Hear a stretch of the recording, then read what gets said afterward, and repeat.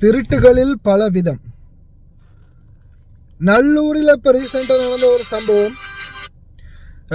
கடையில் வந்து பொருள் வாங்க வர மாதிரி வந்து ஒரு பெண்ணிடம் வந்து செயினை அறுத்துட்டு போகிறாங்க.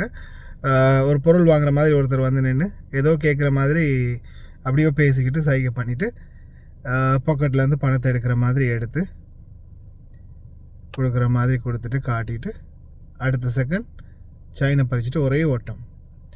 இதில் அடுத்த கட்டம் வசூல் பண்ணுற திருட்டு. அஸ்ஸலாமு அலைக்கும் வரஹ்மத்துல்லாஹி வபரகாத்துஹு. அன்பார்ந்த அனைத்து உறவுகளுக்கும் இனிய இரவு வணக்கம்.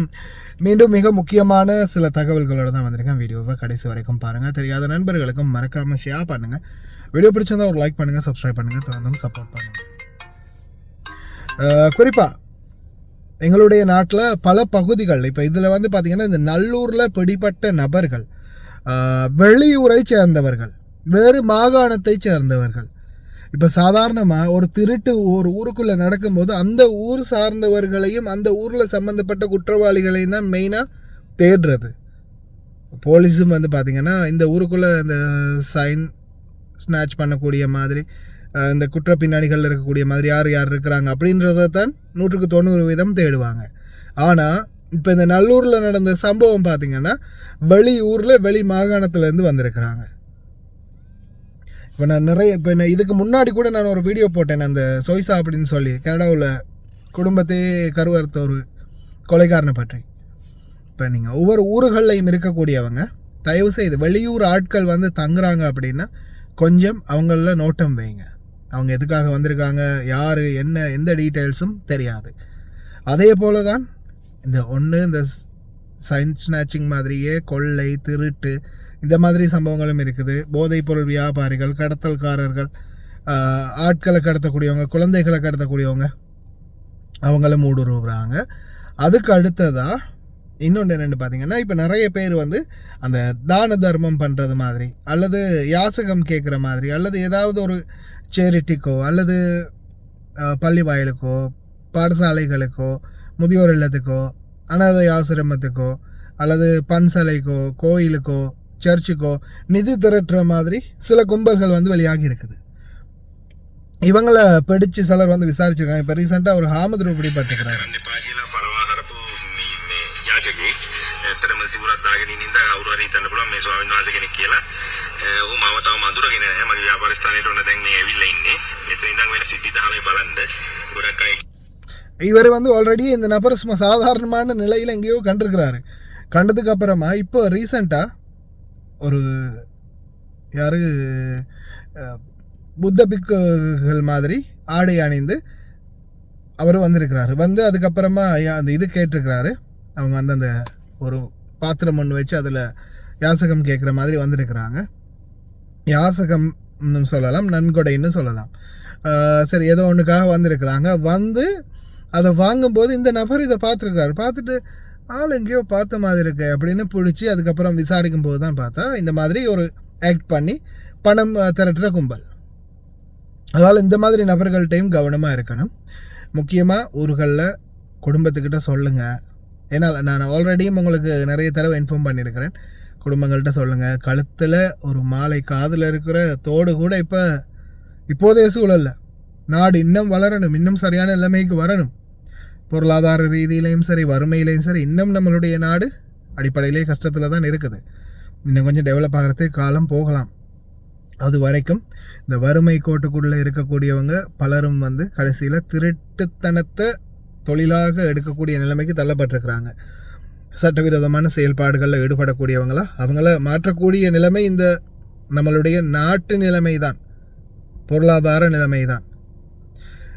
உழைச்சி வாழ்கிறவங்க இருக்காங்க எவ்வளோ வறுமையிலையும். சிலர் வந்து இந்த மாதிரியான சூழலுக்கும் போயிடுறாங்க.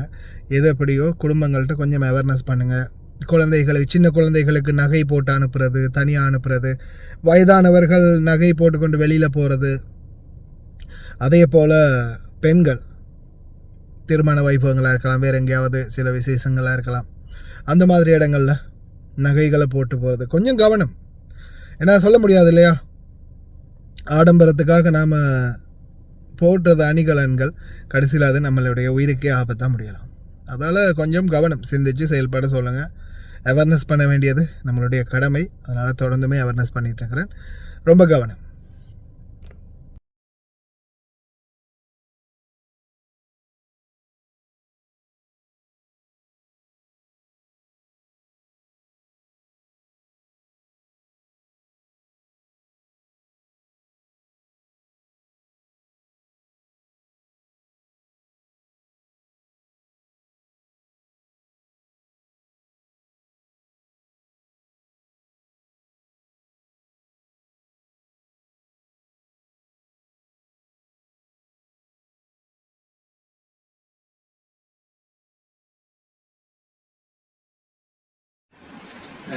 සුබ සන්ධ්‍යාවක් වේවා. මම මේ වීඩියෝ එක නිකුත් කරන්නේ අද ගණේමුල නගරයේ මේ දැන් ටිකකට මොහොතකට පෙර ඒ කියන්නේ 5 ගානට වගේ මගේ ව්‍යාපාරික ස්ථානයට පැමිණි චීවරධාරී සම්බන්ධයෙන් දැනුම් දෙන්න. මේ අවුරුදු 3කට පෙර මම ගණේමුල්ලේ ටවුන් එකේදී අල්ලගෙන මේක කරන්න එපා කියලා පළවා හරපු මේ යාචකේ ඇත්තටම සිවුරක් දාගෙන ඉන්න ඉඳන් කවුරු හරි හිතන්න පුළුවන් මේ ස්වාමීන් වහන්සේ කෙනෙක් කියලා. ඔහු මාව තාම අඳුරගෙන නැහැ. මගේ ව්‍යාපාර ස්ථානයට ඔන්න දැන් මේ ඇවිල්ලා ඉන්නේ. මෙතන ඉඳන් වෙන සිද්ධි දහමේ බලන්න. ගොඩක් අය කියයි මේ චීවරයට අපි ගෞරව කරනවා කියලා නෑ. මේ චීවරයේ තියෙන ගරුත්වය රැක ගන්න දෙයක්. මේ බලන්න මේ කරන දේ. මේ තනිකර මේ අත මේ තියෙන පිරෙන්නම සල්ලි. කඩින් කඩේට මේ සල්ලි එකතු කරනවා. ওই සල්ලි ටිකක් අරගෙන ඔන්න බෑග් එකට දාගත්තා. සල්ලි අඩු කරනවා සැනසෙරේට. තනිකර ව්‍යාපාරික ස්ථානේ ඉලක්ක කරගෙන පැමිණෙන වංචාවක්. ඉතින් මේ පේනවනේ මිනිස්සු දානවා. මාව තාම අඳුරගත්තේ නෑ. ඔන්න මාව අඳුරගත්තා. කෙනා කවුද කියලා මතක් වුණා. මාව දැකපුවම මම දුවන්න ගත්තා. මොන මට සිද්ධ වුණා එතකොට ප්‍රශ්න කරන්න. කොහෙද මොකද්ද පන්සල ඔන්න පැනලා යන්න හදනවා. මේ චීවරධාරී චීවරේ රඳවාගෙන අපේ ආගම අපේ ශාසනය විකුණගෙන කන කෙනෙක්. මම හිතන්නේ කිසිම පන්සලක සම්බන්ධයක් නැතුව ඇති මේක තනිකර ව්‍යාපාරික කරුණක්. සිගරට් ගඳ අරකුත් දීලා හිටියේ මම හිතන්නේ. හොඳට බලන්න. මෙතන ඉඳන් මොකද වෙන්නේ කියලා. පැනලා යන්න හදන්නේ. ඔන්න පැනලා යනවා. පහර දීමක් කිසිම දෙයක් නෙමෙයි අතින් අල්ල නවත්තන්න හැදුවේ. මේ ආයතන ඉදිරි පිට තත්ත්වය. එන්න පැනලා යන්න හදන්න. මම කිව්වා පොලිසියට ගිහිල්ලා මේ ගැන කතා කරමු කියලා පැනලා යනවා. ඉතින් ඔයගොල්ලෝ ආමතුරු කෙනෙක් ඇවිල්ලා පියකරක් බලාපොරොත්තුෙන් හරි දාන වේලක් දෙන එක ගැන මම නෙමෙයි දෝෂ ආරෝපණය කරන්නේ. මේ වගේ මුදල් ඉල්ලගෙන එනකොට මේ පාත්‍රයට සල්ලි දාන එක නවත්තන්න. මේ තනිකර ව්‍යාපාරිකයෝ. මේ ඇවිල්ලා හිඟමනේ යන සිවුර වගේ රෙද්දක් ඇඳගත්ත මිනිස්සු. ඉතින් ඒ හින්දා ඔයගොල්ලන්ට දැනුම් දෙන්නේ මේ කුටියේ අඳුර ගන්න මේ වගේ ඒවාට රැවටෙන්න එපා. මේවට තවදුරටත් ඉඩ දෙන්නත් එපා. එහෙනම් වුණොත් එහෙම අපිට අපේ රට අපේ ශාසනය බේර ගන්න බැරි වෙයි. අපි අත තියන්නේ මේ චීවරයට නෙමෙයි සිවුර වගේ ඇඳගත්ත රෙද්දකට. එහෙනම් ඔයගොල්ලන්ගේ අදහස් දෙන්න හැමෝම අතරම ෂෙයා කරගන්න. මේක වැරදි වැඩක්. මේ ව්‍යාපාරයේ මේ වෘත්තිය කරන්න තව ඉදිරියටත් ඉඩ දෙන්න එපා.